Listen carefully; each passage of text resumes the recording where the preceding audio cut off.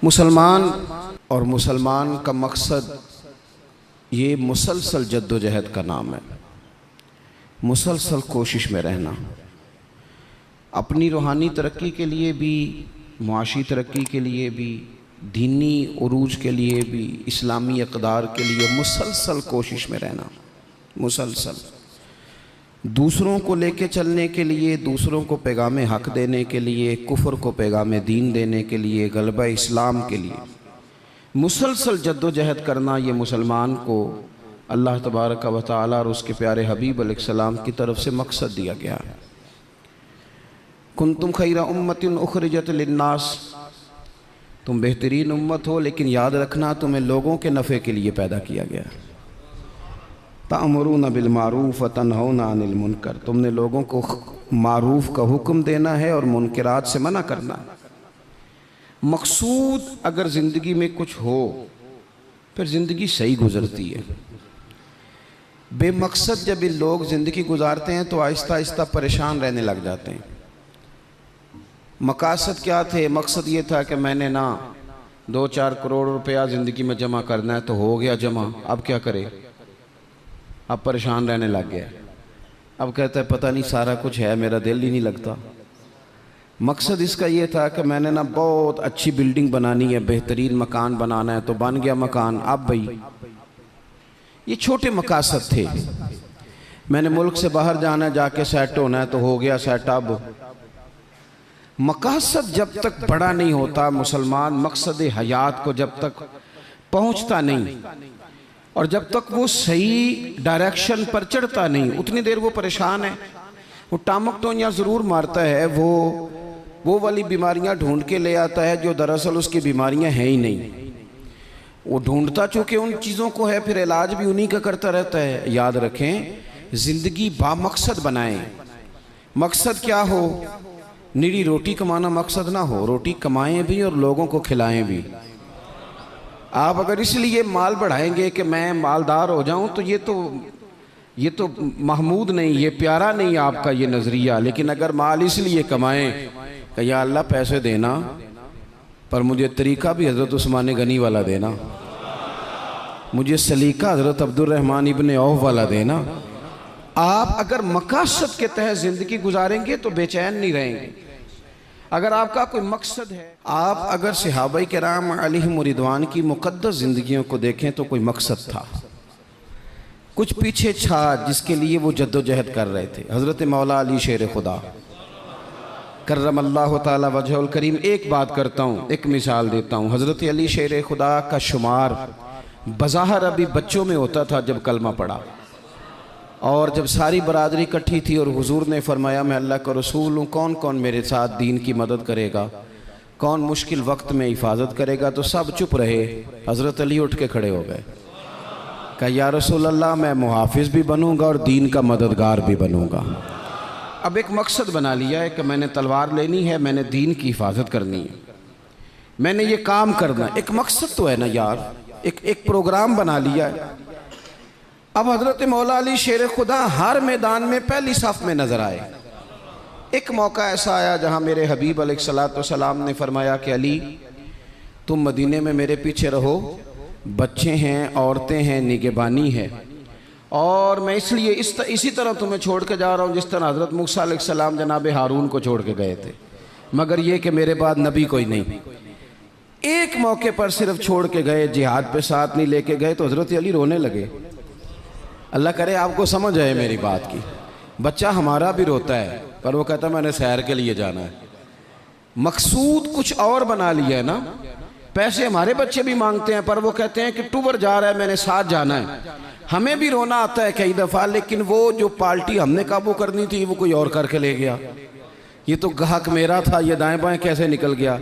रोना तक आ जाता है, उनका भी रोना था। अर्ज़ की या रसूलल्लाह सल्लल्लाहु अलैहि वसल्लम, आप मुझे बच्चों और औरतों पर छोड़ कर जा रहे हैं? तो हुजूर सल्लल्लाहु ताला अलैहि वसल्लम ने फरमाया, अली उसी तरह छोड़ के जा रहा हूँ जिस तरह हज़रत हारून को जनाब मूसा कलीम छोड़ के गए थे। भाई एक मकसूद था कि मैंने मैदान में रहना है, एक इरादा किया था, एक प्रोग्राम बनाया था, फिर सारी ज़िंदगी वो मैदान में रहे। उनको जब खंजर लगा ना कूफे की जामे मस्जिद के करीब, तो बंदे को तकलीफ़ होती है तो वो हाय करता है, बेटे को आवाज़ देता है, नसीहतें लिखवाता है। लेकिन मौला अली को खंजर लगा तो क्या कहते हैं? कहते हैं फुज़्तु बिरब्बिल काबा, लो भाई लोगो रब्बे काबा की कसम आज मैं कामयाब हो गया हूँ।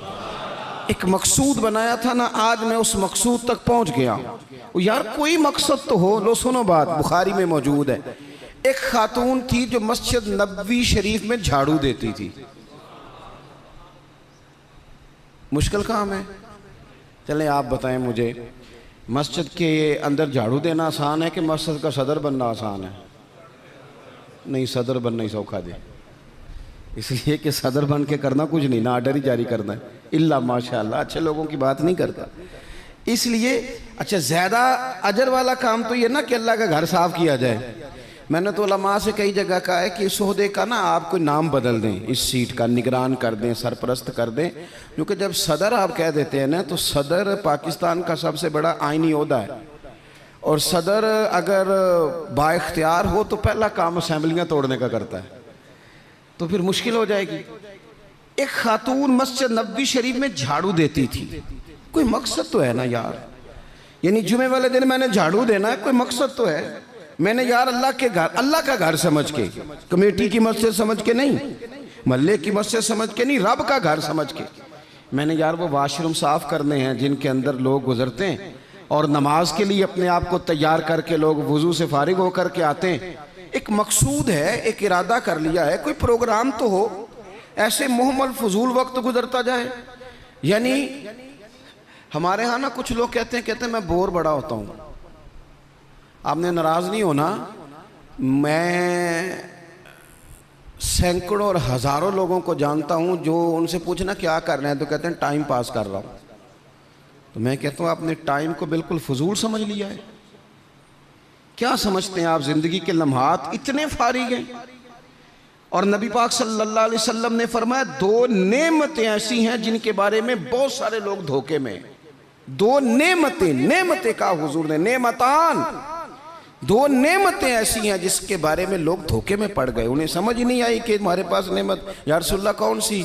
हुजूर ने फरमाया एक सेहत और एक फुर्सत, एक सेहत और एक फुर्सत। अल्लाह ने फारिग वक्त दिया था कि बहुत सारे कुरान पाक पढ़ सकता था, दरूद पाक पढ़ सकता था, कोई काम कर सकता था, लेकिन बस उस चौक में गुजर गया, उस गली में वक्त गुजर गया, फलाने की बातें करते वक्त गुजर गया, मेलों ठेलों में गुजर गया, शुगल मेलों में गुजर गया, कोई ठंडे इलाके की सैर में गुजर गया, जो बचा था वो मोबाइल पे गुजर गया।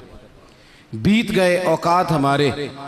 कोई मकसूद है मेरे अजीज? मस्जिद में झाड़ू देती है खातून, बीमार हो गई लेकिन बामकसद जिंदगी गुजार रही थी ना, उसने किसी न किसी तरीके से अपने आप को मदीने वाले महबूब के दीन से जोड़ लिया था। झाड़ू देती थी मस्जिद में, बीमार हो गई। कुर्बान जाएं रसूल कायनात यानी अल्लाह की रहमत कामिला, हुजूर खुद चल के तीमारदारी करने तशरीफ ले गए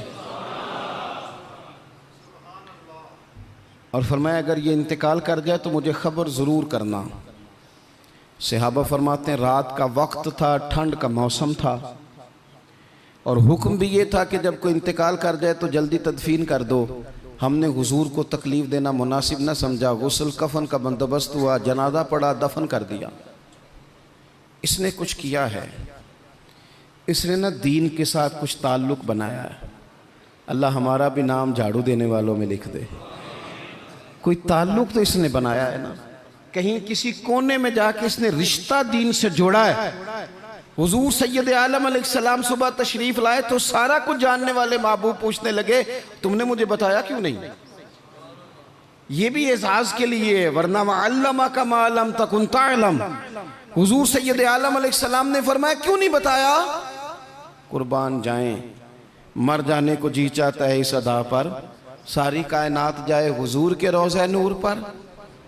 और नबी पाक ने पूछा बताया क्यों नहीं? या रसूलल्लाह रात थी, तकलीफ देना मुनासिब नहीं समझा। ओ बूढ़ी अम्मा तेरे नसीबों पे हमारे माँ बाप कुर्बान हो। हुजूर फरमाने लगे मुझे बताओ उसकी कब्र कहाँ है? मैं यानी हुजूर किसी की कब्र पे आ जाए, अल्लाह की सारी रहमतें आ गई। करीम महबूब अलैहिस्सलाम कब्र पे गए। वैसे तो दूसरा जनाजा जायज़ नहीं, एक ही शर्त में जायज़ है कि अगर वारिस ने नहीं पढ़ा तो दूसरा जनाजा पढ़ा जा सकता है, लेकिन हुजूर तो खुद वारिस है ना सारी उम्मत के, और हुजूर इख्तियार रखते हैं, शारे हैं। हुजूर कब्र पे गए, यही बड़ी बात थी कि हुजूर उसकी कब्र पे चले गए, लेकिन कब्र पे खड़े होके हुजूर ने फरमाया दोबारा सफ़े बनाओ भाई, मैं दोबारा जनाजा पढ़ाऊंगा। क्योंकि कोई मकसद तो था ना, ये मस्जिद में झाड़ू देती थी। आखिरी वेले मेरी आँखियाँ राह तकना है तेरा, तेरा ते कुछ भी नहीं जाना सजना, पा जावें जे फेरा ते सौखा निकले सावे जहूरी, जे वेख लवा मुख तेरा। हुजूर तशरीफ़ ले आए, खुद तशरीफ़ ले आए और कब्र मुबारक पर खड़े होके दोबारा जनाजा पढ़ाए। नौजवानों, बड़ा वक्त ज़ाया हो गया, बड़ा। हमने ज़िंदगी में जो सबसे ज़्यादा चीज़ ज़ाया की है वो वक्त है। याद रखना, मुझे न बताना, किसी दोस्त को न बताना, लेकिन अपने आप से ज़रूर सवाल करना कि ज़िंदगी में हमें जितनी नाकामियाँ मिली हैं ना, उसकी असल वजह यह है कि हमने वक्त ज़ाया किया है, और बड़ा ज़ाया किया है। हम एक तो मकसद नहीं बना सके, दूसरा अपने वक्त को सही मैनेज नहीं कर सके। हम बड़ा कुछ कर सकते थे, अल्लाह तबारक व तआला ने सलाहियत दी थी, बहुत सारे काम हम अपने ज़िम्मे लेते तो कर जाते, लेकिन वक्त ज़ाया किया। इमाम बहकी ने हदीस लिखी है, मेरे रसूल पाक सल्लल्लाहु ताला अलैहि वसल्लम ने इरशाद फरमाया, जब सुबह दिन चढ़ता है ना तो दिन ऐलान करता है, वो दिन ऐलान करता है, कहता है मैं आज आया हूँ, आज के बाद नहीं आऊँगा, आज के बाद नहीं आऊँगा। कुछ करना है तो कर लो, आज जो दिन आया है ना, आज ये क़यामत तक दोबारा वापिस नहीं आएगा। कुछ कर लो। जिसने आज तिलावत नहीं की उसका ये दिन बगैर तिलावत के गुजर गया। मेरे अजीज, जिसने आज दरूद पाक नहीं ना पढ़ा, हुजूर को याद नहीं किया, उसका ये दिन गुजर गया बगैर दरूद पाक। जिसने आज सजदों की कसरत नहीं की, ये दिन बीत गया। दिन कहता है दोबारा नहीं आऊँगा। हज़रत उमर बिन अब्दुल अजीज़ रहमतुल्लाह अलैह से किसी ने कहा, हुजूर ये काम रहने दें, कल कर लेंगे। तो आप फरमाने लगे, अगर ये काम कल करूँगा तो जो काम कल करने वो कब करूँगा? ये कल पे डाल दूंगा तो जो काम कल करने वो फिर कब करूँगा? वो कल वाला दिन भी फिर इसी तरह गुजर जाएगा। 39 साल उम्र पाई हज़रत उमर बिन अब्दुल अजीज़ ने। कितनी? हल्का सा बोलिएगा। 1 कम 40, 1 कम 40, 39 साल उम्र। पिछले बादशाह जालिम थे, ये उनके जुल्म बिद हो गए। आवाम के साथ बड़ी जगह पे वो खैर नहीं कर पाते थे, जनाब उमर वो खैर भी कर गए। हज़रत उमर बिन अब्दुल अजीज़ रहमतुल्लाह अलैह सारा हुकूमत का नक्शा भी बदल गए।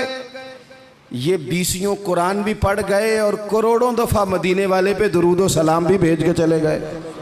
उम्र 39 साल पाई, उम्र 39 साल पाई। बीत गया हमारा वक्त। पीछे पलट के देखते हैं तो बड़ा कुछ ज़ाया कर आए। मज़ीद ना करना, मज़ीद ना करना। अपने अगर हम चाहते हैं मुआशरा इस्लाह पजीर हो तो एक तो बामकसद, दूसरा वक्त बिल्कुल किसी मौके पे ज़ाया नहीं करें, किसी मौके। इमाम शाफ़ी रहमतुल्लाह अलैह फरमाया करते थे, मैंने सूफिया से एक बात सीखी है जिसने मुझे बड़ा नफ़ा दिया है। हुजूर वो क्या है? आप फरमाते हैं, सूफिया फरमाया करते हैं कि वक्त एक तलवार है, इसे अपने हाथ में कर लो तो बड़ी मुश्किलात काट डालोगे, और अगर तुमने इसको अपने हाथ में ना किया तो फिर वक्त तो तलवार ही है, ये तुम्हें काट डालेगा, फिर तुम कट जाओ। जवान बिलखुसूस ये टाइम पास ये निकाल दें। मिजाज बन गया है हमारा शुगल मेले का। गप्पे घंटों भी हों तो वक्त का पता नहीं चलता। शुगल मेले का, मैं आपको पता है हम गुलाम हैं औलिया के, हम सूफिया के नज़रियात को कुरान और सुन्नत की तर्जुमानी समझते हैं। लेकिन ये कि आपने नहीं देखा होगा कि 20 लोग इकट्ठे होकर किसी जगह एक गली से निकले हों, कोई पूछे किधर जा रहे हो तो कहें हम जुमा पढ़ने जा रहे हैं मस्जिद में। 20 होके नहीं निकलते। लेकिन अगर ठंडे इलाके में सैर करने जाना हो तो 20 की बस भर जाती है कि नहीं? अगर कहीं फलानी जगह मेला लगा हुआ है तो फिर 2-3 गलियों से बसें भर जाती हैं कि नहीं? मैं अक्सर कहता हूँ कि आपने शुगल मेला बना लिया है मज़ारात को। शुगल मेला सारे रास्ते में नमाज नहीं पढ़ी, क्या मिजाज, वक्त को जाया कर रहे हैं और बड़ा ज्यादा कर रहे हैं, और ये पलट कर हाथ नहीं आएगा। जिन लोगों ने काम किया, हमारा हजार हा इख्तलाफ है यूरोप के साथ, पर ये बात तो मान जाओ ना, उन्होंने अपना वक्त मैनेज कर लिया है, मैनेज कर लिया। हम अभी तक हैं, बहुत सारी चीजें हैं, नारों में जिंदा हैं, उन्होंने मैनेज तो किया है। तीसरी बात मेरे अजीज इस्लाह माशरा के लिए जो बड़ी अहम और बड़ी ज़रूरी है, वो ये है कि तरजीहात का तायुन करें ज़िंदगी में। मेरी दरअसल तरजीह क्या है, असल मकसूद क्या है। ये हमारे मजहबी इज्तिमात होते हैं, मुझसे लोग वक्त लेने के लिए आते हैं, बड़े अच्छे लोग होते हैं, खैर के लिए आए हैं, वरना हमें कौन पूछता है। तो मैं कई दफ़ा पूछता हूँ दोस्तों से कि जो आप महफिल करा रहे हैं तो कोई पास मंजर भी तो बयान करें ना, मकसूद क्या है। चले इतना ही कह दें कि सवाब की नीयत से करा रहे हैं, अल्लाह में अजर देगा, लेकिन ये कि मकसूद ही नहीं पता। जवानों की बड़ी बड़ी जमातें बनी हुई हैं, मकसूद का ही नहीं पता दरअसल जाना किस तरफ। अपनी ज़िंदगी में तरजीहात, और जब तरजीहात तय करें तो ज़रूरियात को आगे रखें, फ़राइज़ को हमेशा आगे रखें। जो फ़राइज़ हैं, जो वाजिबात हैं, उनको हमेशा पहला दर्जा दें। बहरहाल महफिल कराना मुस्तहब है, और नमाज पढ़ना, आहिस्ता क्यों बोलते हैं आप, नमाज पढ़ना, ख़त्म शरीफ दिलाना बहरहाल मुस्तहब है, लेकिन सही कुरान पाक पढ़ना सीखना ज़रूरी है। जो ज़्यादा ज़रूरी है वो क्यों नहीं कर रहे। तरजीहात अगर आप ले आएंगे ना, मैं बहुत सारे लोगों को जानता हूँ तवज्जो से ख़त्म दिलाते हैं, हमें भी कहते हैं मौलाना इस दफ़ा अब्बा जी के ख़त्म पे आपकी बारी है, पिछले साल फलाने को बुलाया था, उससे पिछले साल फलाने को। भाई आप नमाज पढ़ते हैं, कहते हैं आप दुआ करें, आप दुआ करें मैं शुरू कर दूं। तो मैं कहता हूं अगर नमाज की दुआ करानी है घर बैठे बैठे मुझसे, तो ख़त्म की दुआ नहीं घर बैठे बैठे हो जाती, वो भी कर देता हूं, यहीं से अल्लाह ताला उनको उनकी मगफिरत फरमाए। तरजीहात हमेशा आपके जो ज़रूरी काम है, याद रख लें, आपके मदरसा बड़ा ही ज़रूरी है। मैं किसी की तारीफ़ बड़ा कम करता हूँ, इसलिए कि तारीफ़ खुशामद बन जाती है तो बंदा मुश्किल में आ जाता है। लेकिन अभी मैं आया हूँ ना, तो यहाँ बच्चे साथ कुरान पाक पढ़ रहे थे। मेरे आशिया ख्याल में ये बात भी आ सकती थी कि कारी साहब ने, हज़रत साहब ने छुट्टी क्यों नहीं कराई, मस्जिद में महफिल है। लेकिन आप यकीन करें कि मेरा दिल इतना ठंडा है, मैंने कहा ये बिल्कुल सही कर रहे हैं, इनको पढ़ना ही चाहिए।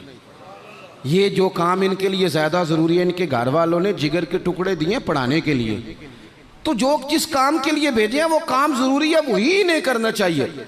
तरजीहात तो तय करें मेरे भाई। दरअसल तरजीह क्या है, हज़रत तलहा रज़ी अल्लाह ताला अन्हु फरमाते हैं, एक बद्दू हुजूर की बारगाह में आया, सादा बंदा, बाल बिखरे हुए, हालत बड़ी परागंदा, मिशकात में हदीस है। उसने आन करके अर्ज़ की, या रसूल अल्लाह सल्लल्लाहु ताला अलैहि वसल्लम, हुजूर मुझे बताइए इस्लाम क्या है, इस्लामी अहकामात बताएं। तो हुजूर ने कलमा शहादत के बाद फरमाया कि वक्त पर नमाज पढ़ना, दिन और रात में 5 नमाजें तेरे ऊपर ज़रूरी हैं। उसने अर्ज़ की हुजूर कुछ नफल भी पढ़ूं? तो फरमाया अगर तो अपनी तरफ से पढ़े तो बड़ा ही अच्छा है। उसने कहा, उसके बाद फरमाया साल में 1 महीने के रोज़े रखना। अर्ज़ की हुजूर कुछ नफली भी रखूं? फरमाया रखे तो बड़ा बेहतर है। फिर फरमाया हज फ़र्ज़ हो जाए तो पहली फुर्सत में करना। हुजूर कुछ साथ नफली भी करूं? फरमाया करे तो अच्छा है। फिर फरमाया ज़कात दे, ज़कात। उसने अर्ज़ की, या रसूल अल्लाह सल्लल्लाहु ताला अलैहि वसल्लम कुछ नफली सदकात भी करूं? फरमाया करे तो बड़ा अच्छा है। उसने ये बातें सुन के ना सिर्फ फ़राइज़ की तालीम दी, फ़राइज़ की।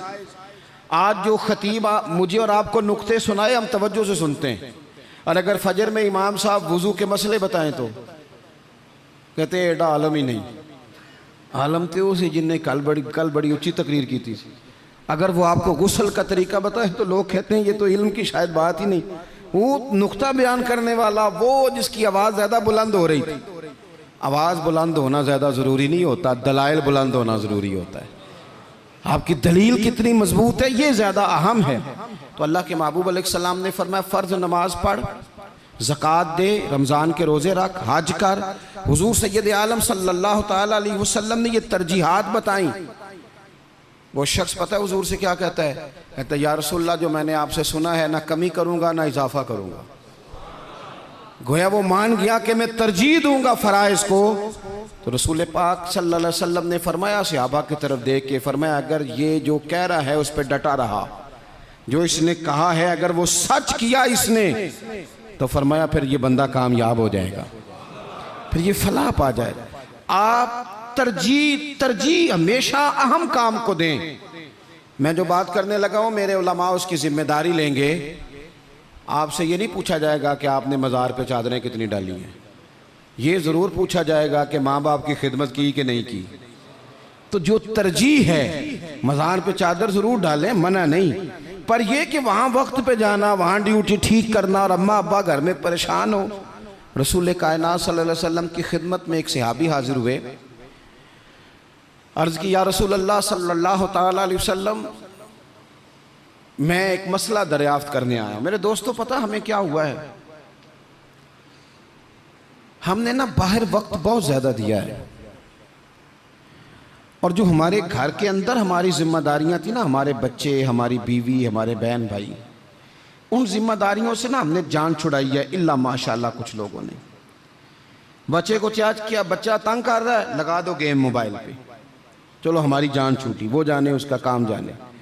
आप अगर 10-15 मिनट बच्चे को देते, वो आपसे खेलता, वो मानूस होता। आप कहते मैं बड़ा मसरूफ़ हूँ, और भाई तो इतना मसरूफ़ तो नहीं जितने मदीने वाले महबूब मसरूफ़ हैं। लेकिन रसूल पाक के तो कंधों पे इमाम हसन चढ़ के सवारी किया करते थे, हुजूर की तो गोद में इमाम हुसैन खेला करते थे। हज़रत अबू हुरैरा कहते हैं मैंने देखा है कि हुजूर ने उनके बाजू थामे, उन्होंने पैर पहले हुजूर के मुकद्दस कदमों पे रखे, फिर उन्होंने अपने कदम मुबारक हुजूर की मुबारक पिंडलियों पे रखे, फिर टखनों पे रखे, फिर पेट पे रखे, फिर हुजूर की ज़ुबान चूसनी शुरू कर दी। तू क्यों वक्त नहीं दे रहा अपने बच्चों को? क्यों नहीं हम वक्त दे पाते अपने नवासों को, नवासियों को, पोतों और पोतियों को? वो जो हमारे लिए ज़रूरी था वो हमसे मानूस होने की बजाय किसी बदअकीदा से जाके मानूस हो जाते हैं।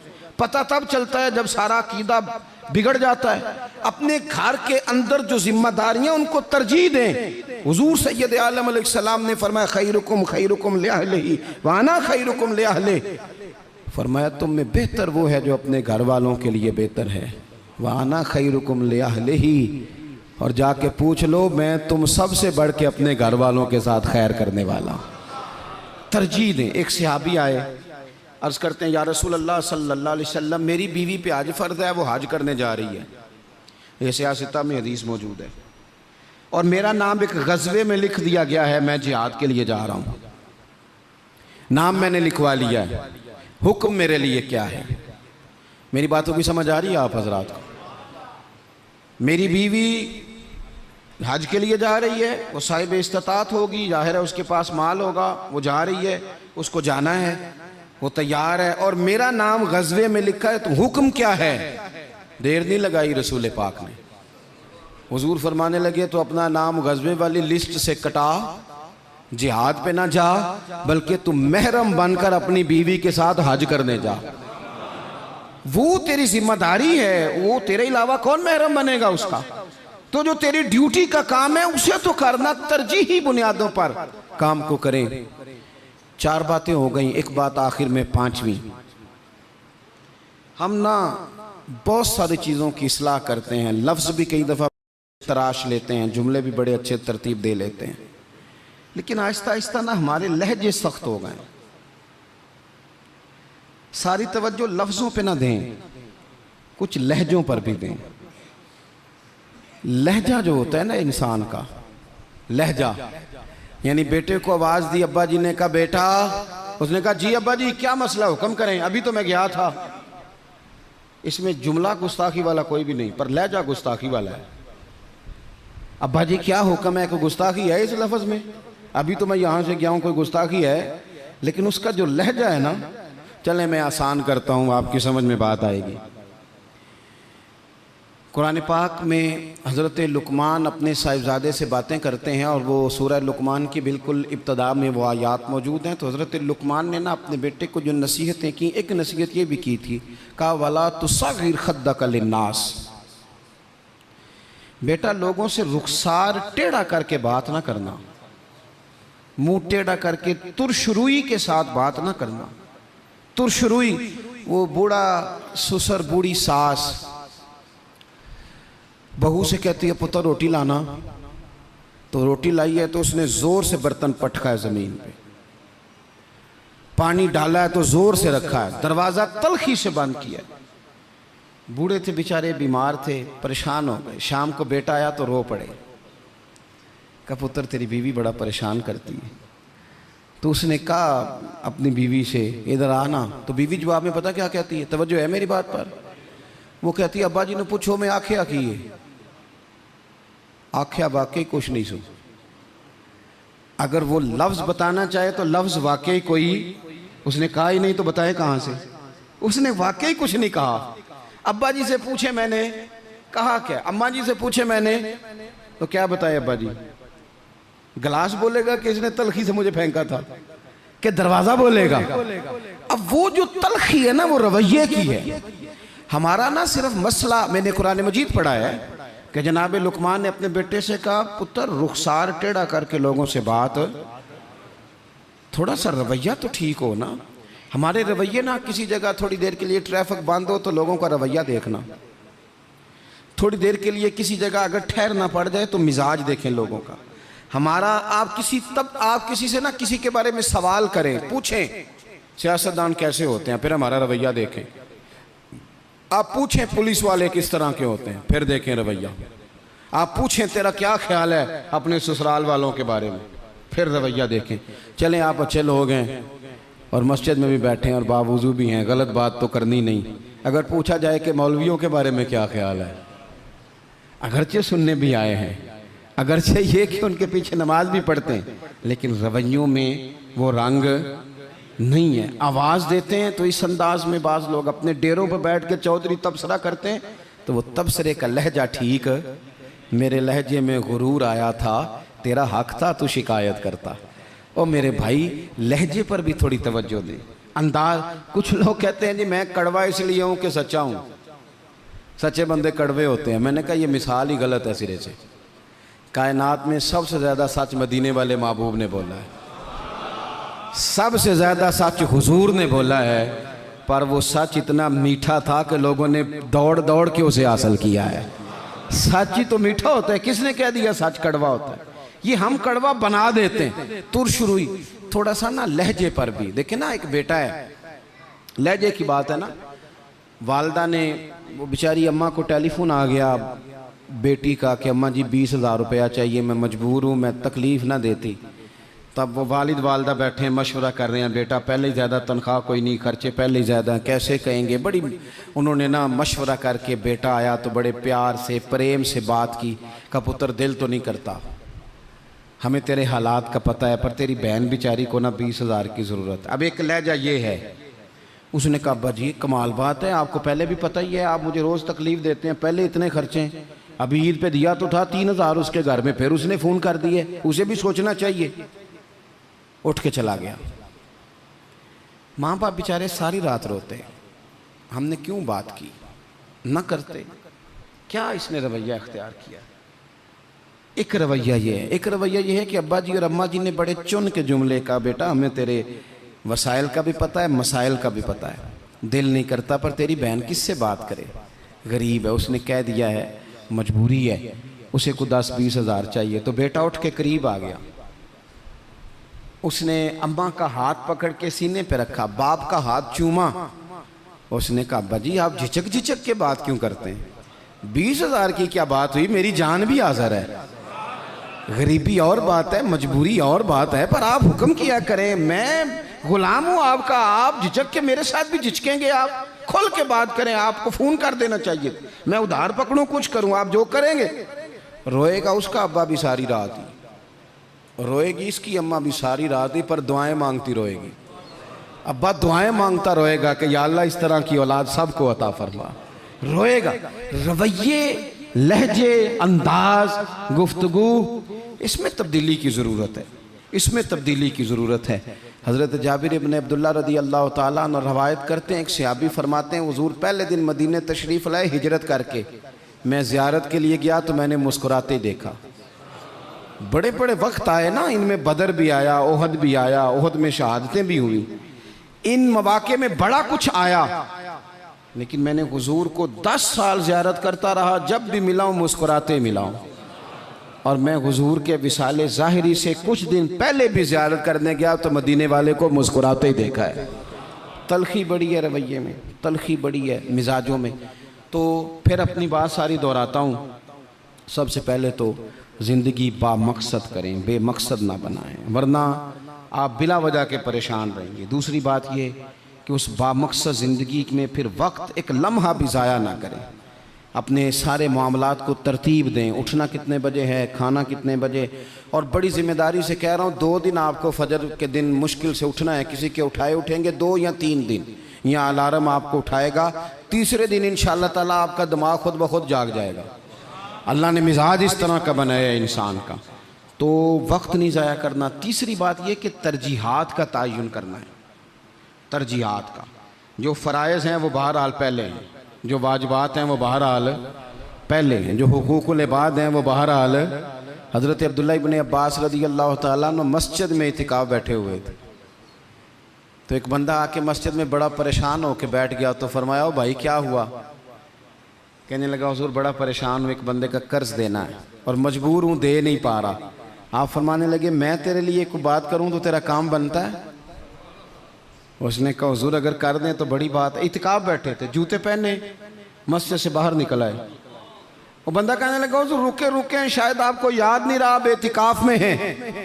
तो हज़रत अब्दुल्लाह इब्न अब्बास रो पड़े और हुज़ूर की कब्र नूर की जानिब इशारा करके कहने लगे, ज़्यादा अरसा नहीं गुजरा, मैंने मदीने वाले हबीब से सुना है कि जो किसी भाई की एक मुश्किल हल कर दे, अल्लाह 10 एतिकाफ से ज़्यादा सवाब अता फरमाएगा। तो जो वक्त तरजीह तय करने का था मैंने तय कर लिया। इस वक्त तरजीह तुझे मुश्किल से निकाल। हुकूकुल इबाद अगर तरजीह है तो उसे तय करें, फ़राइज़ तरजीह है तो उसे तय करें, और अपने रवैयों को अच्छा रखें। सब्र बड़ा हुसन है, सब्र में बड़ा कुछ पिन्हा हो जाएगा। बेसब्र आदमी चंद कदम भी नहीं चल सकेगा, थक जाएगा। ये चीज़ें ज़िंदगी में पैदा करें। उम्मीद है हमारी इस्लाह बड़ी करीब आ जाएगी। उम्मीद है कि बड़ी जल्दी हम उस रास्ते चले जाएंगे जो अल्लाह रसूल के कुर्ब की जानिब बढ़ता है। अल्लाह तबारक व तआला समझने की, अमल करने की, दीन की तरफ लौट आने की तौफीक अता फरमाए। आखिर दावा यानी अल्हम्दुलिल्लाह रब्बिल आलमीन। दुआ कर दें। अल्लाहुम्मा सल्लि अला सय्यदिना व मौलाना मुहम्मदिन मअदनिल जूद वल करम व आलिहि व बारिक व सल्लिम। अल्लाह हमारी हाज़िरी को कबूलियत का शर्फ़ अता फरमा। जिन दोस्तों ने एहतमाम किया है उनकी कोशिश को, काविश को कबूल फरमा। ऐ कायनात के मालिक, हमारे गुनाह माफ़ फरमा, हमारी गलतियों से दरगुज़र फरमा, हमें नफ़े वाला इल्म अता फरमा, इखलास वाला अमल नसीब फरमा। ऐ अल्लाह, नेकी के रास्ते पे चलना हमारे लिए आसान बना दे। गुनाह और बदी से कल्बी नफ़रत अता फरमा दे। बीमारों को शिफा दे दे, मकरूज़ों को कर्ज़ों से रिहा कर दे, तंग दस्तों को वुस्अत रिज़्क़ दे दे। जो बेघर हैं उन्हें अपनी छत दे दे, जो बे औलाद हैं उन्हें साहिब औलाद कर दे। औलाद वालों की औलाद को फरमा बरदार बना दे। हमारा ख़ात्मा बिल खैर फरमा, हमारा ख़ात्मा बिल ईमान फरमा। पर्दा पोशी नसीब फरमा, पर्दा पोशी नसीब फरमा। रब्बिग़फिर वरहम व अन्त खैरुर राहिमीन। व सल्लल्लाहु तआला अला हबीबिही सय्यिदिना व मौलाना मुहम्मदिन। अस्सलाम।